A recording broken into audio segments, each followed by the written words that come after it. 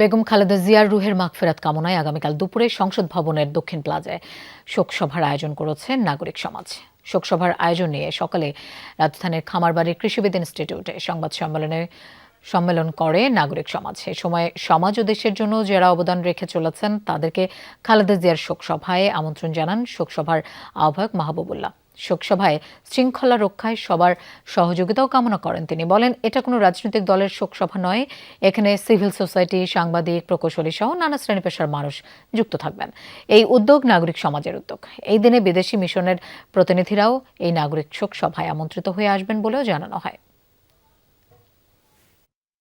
আয়োজনটি হবে আগামীকাল দুপুর 2:30টায় সংসদের দক্ষিণ প্লাজায়। বিভিন্ন শ্রেণী পেশার মানুষদেরকে আমন্ত্রণ জানিয়েছি এবং রাজনৈতিক দলগুলোকেও আমন্ত্রণ জানানো হয়েছে।